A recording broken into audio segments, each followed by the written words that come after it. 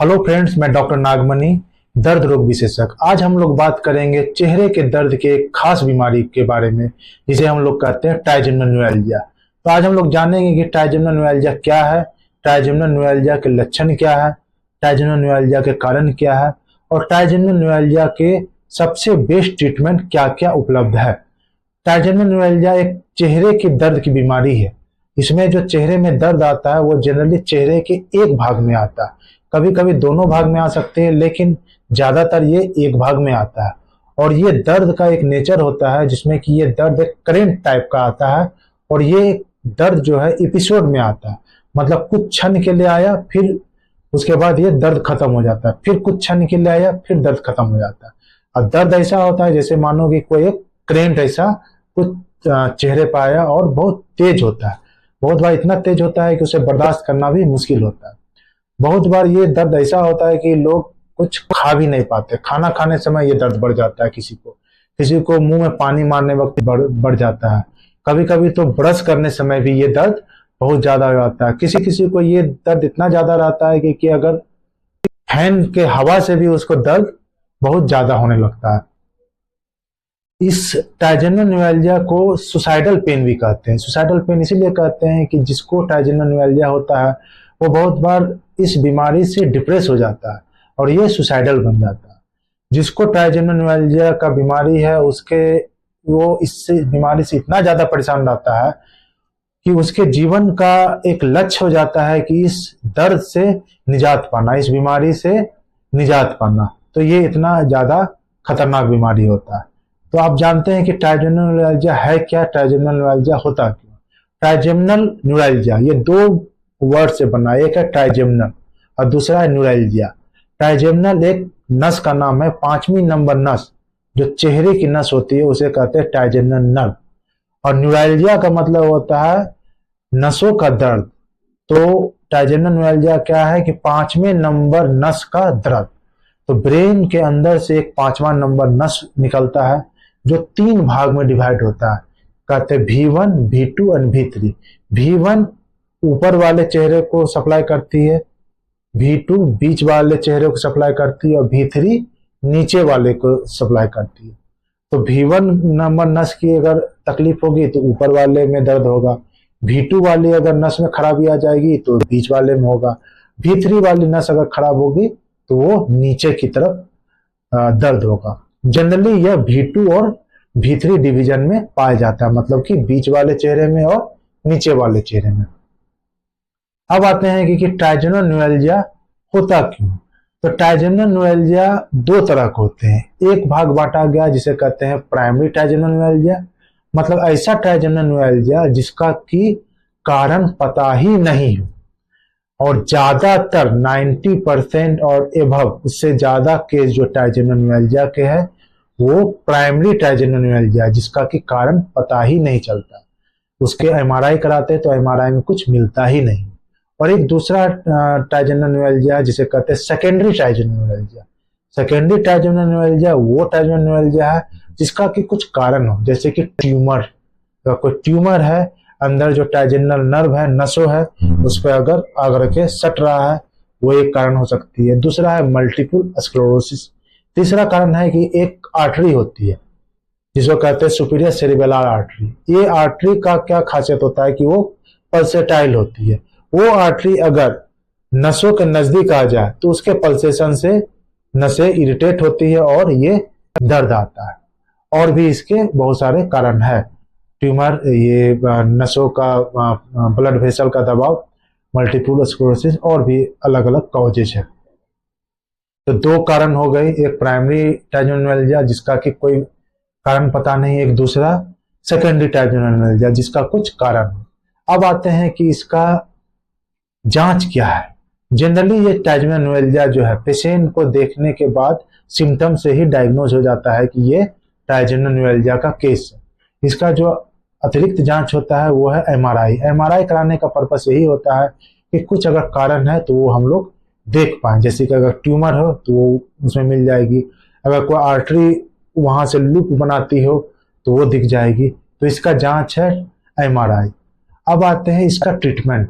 तो ट्रीटमेंट तीन तरह के ट्रीटमेंट है। पहला है मेडिकेशन। बहुत अच्छी अच्छी दवाइयाँ अभी उपलब्ध है जिससे कि ट्राइजेमिनल न्यूरैल्जिया के दर्द को कंट्रोल किया जाता है। लेकिन ये इस दर्द में आप जो सामान्य दर्द की गोली अगर खाते हैं तो ये सामान्य दर्द की गोली इसमें काम नहीं करती है, क्योंकि ये साधारण दर्द नहीं है, ये नसों की दर्द है। तो इसमें नसों की दर्द की दवाइयाँ काम करेगी। जैसे कि सबसे जो मोस्ट कॉमनली दवाई इसमें यूज किया जाता है उसका नाम है कार्बामाजेपिन। इसका अलग अलग स्ट्रेंथ आता है। Generally 200 milligram 2 times a day से हम लोग शुरू करते हैं। उसके बाद धीरे धीरे इसका जिस तरह का इसका रिस्पॉन्स रहता है उस अनुसार इसके डोज को बढ़ाया या घटाया जाता है। दूसरी दवा है इसी के साथ की दवा है, उसे कहते हैं ऑक्सकार्बामाजेपिन। उसकी 50 मिलीग्राम की स्ट्रेंथ आती है। उसे भी शुरुआत में 1 टाइम या 2 टाइम से शुरू करते हैं। और बहुत सारी नस की दवाई हैं, अगर इस दोनों से कंट्रोल नहीं हो तो प्रीगैबलिन है, गाबापेंटिन है, एमिट्रिप्टालिन है, नॉरट्रिप्टालिन है, और भी बहुत तरह इस तरह की दवाई की लिस्ट है जिसे हम लोग यूज करते हैं। तो ये सब नसों की दवाई हैं जो कि ट्राइजेमिनल न्यूरैल्जिया में बहुत इफेक्टिव है। लेकिन बहुत बार ये दर्द इतना ज्यादा होता है कि इस दवाई से कंट्रोल नहीं होता है, या इस दवाई का डोज इतना ज्यादा करना पड़ता है कि पेशेंट जो है उसके साइड इफेक्ट से परेशान हो जाता है। तो उस कंडीशन में हम लोग फिर या ये सब दवाई को आपको लाइफ लॉन्ग खाना पड़ता है। तो इसके और भी ट्रीटमेंट है। जब ये दवाई इफेक्टिव नहीं हो, या दवाई का डोज ज्यादा हो, या दवाई का साइड इफेक्ट आना शुरू हो, या उतना ज्यादा आपको लंबे समय तक दवाई खाने का इच्छा नहीं। तो इसमें अब 2 पार्ट फिर आ गए इसका। एक आ गया सर्जरी, दूसरा आ गया इंटरवेंशन। तो सर्जरी में आ जाए तो इसकी 2 तरह की सर्जरी बहुत इफेक्टिव है। पहला है माइक्रोवास्कुलर डिकम्प्रेशन, जिसे कहते हैं MVD। माइक्रोवास्कुलर डिकम्प्रेशन एक ब्रेन की सर्जरी है। उसमें क्या करते हैं कि मरीज को जनरल एनेस्थीसिया में किया जाता है, पूरी तरह से मरीज को बेहोश किया जाता है, और इसमें कान के पीछे एक चीरा लगाया जाता है, छोटा चीरा होता है। उसके बाद ब्रेन के अंदर घुसा जाता है, और ब्रेन के अंदर जो ट्राइजेमिनल नर्व है, जो नस है, और जो आर्टरी है, उसके जो आर्टरी से पल्सेट कर करके इसको डिस्टर्ब कर रही है, उस दोनों को सेपरेट किया जाता है। उसके बीच में एक पैड डाला जाता है। जो पैड डालते हैं तो इसकी पल्सेशन उसमें नहीं जा पाती है, तो मरीज को आराम मिलता है। ये बहुत ही इफेक्टिव सर्जरी है ट्राइजेमिनल न्यूरैल्जिया के पेशेंट को। लेकिन ये भी ऐसा नहीं है कि ये 100% इफेक्टिव है, ये भी 90% तक इफेक्टिव है। इसके 2-3% कभी कभी साइड इफेक्ट भी, रिस्क भी रहते हैं, जैसे कि CSF का लीक करना, टेम्पोररी हियरिंग लॉस हो जाना, इन्फेक्शन जो सर्जरी का और कुछ ये रहता है वो सब भी हल्का हो सकते हैं। बहुत बार ये सर्जरी इन्फेक्टिव भी होती है। तो एक आ गया पहला MVD, माइक्रोवास्कुलर डिकम्प्रेशन। दूसरी सर्जरी है जिसे कहते हैं गामा नाइफ। गामा नाइफ की खासियत ये है कि इसमें मरीज को जनरल एनेस्थीसिया पूरा बेहोश नहीं किया जाता है, इसमें किसी तरह का चीरा नहीं लगता है। अब गामा नाइफ 2 वर्ड से बना है, एक है गामा, दूसरा है नाइफ। तो गामा एक रेडिएशन है और नाइफ चाकू को बोलते हैं। तो इसमें एक रेडिएशन के थ्रू जो सर्जरी होती है उसे हम लोग कहते हैं गामा नाइफ। इसमें क्या किया जाता है कि पेशेंट को एक मशीन में घुसाया जाता है, जैसे कि आप CT स्कैन या MRI में घुसते हैं, और रेडिएशन के द्वारा इसमें की सर्जरी की जाती है। इसकी खास बात यह है कि इसमें आपको हॉस्पिटल में एडमिट रहने की भी जरूरत नहीं है। ये फुल्ली डे केयर सर्जरी है, और इसका कोई उस तरह का कोई खास साइड इफेक्ट नहीं है। जो रेडिएशन की बात है बस वही है। और लेकिन इसका यह है कि ये भी 100% सक्सेसफुल नहीं है। 70-80%, 70% से 80% तक ट्राइजेमिनल न्यूरैल्जिया में ये सक्सेसफुल है। लेकिन इसका इफेक्ट तुरंत नहीं आता। इसका इफेक्ट आने में 3 से 4 महीने का विलम्ब होता है। 3 से 4 महीने के बाद धीरे धीरे इसका इफेक्ट आता है। लेकिन ये एक इफेक्टिव ट्रीटमेंट ट्राइजेमिनल न्यूरैल्जिया में ये इसको रखा गया है। अब तीसरे तरह का ट्रीटमेंट में आइए, जिसको कहते हैं राइजोटोमी, मतलब radio frequency ablation of trigeminal nerve. मतलब कि ये जो ट्राइजेमिनल नस है उसका रेडियो फ्रीक्वेंसी कर करके उसे एब्लेट करना। तो ये हम लोग पेन फिजिशियन इसमें एक्सपर्ट होते हैं। पेन इंटरवेंशनिस्ट जो है हम लोग हैं, इस ट्रीटमेंट में बहुत एक्सपर्ट होते हैं। तो इसका रेडियो फ्रीक्वेंसी ट्रीटमेंट जो है ट्राइजेमिनल नर्व का, उसकी सबसे खास बात ये है, ये भी डे केयर ट्रीटमेंट है। इसमें भी किसी तरह का चीरा नहीं लगता है। ये भी पूर्ण तरह से जो है सेफ है। और सबसे खास बात ये है इसकी कि ये ट्रीटमेंट एकदम से इफेक्टिव है। इसका इफेक्टिवनेस आप इस तरह से समझिए कि अगर मरीज को बहुत ही ज्यादा ट्राइजेमिनल नस का दर्द है, बहुत ज्यादा करंट मार रहा है और ये प्रोसीजर लगभग आधे घंटे की होती है, इस आधे घंटे के ट्रीटमेंट के तुरंत बाद ही पेशेंट का दर्द एकदम से लगभग खत्म हो जाता है, एकदम से आराम हो जाता है। इसका जो आराम है वो लंबे समय तक, लगभग 2 से 3 साल तक इसका आराम, इसका इफेक्ट रहता है।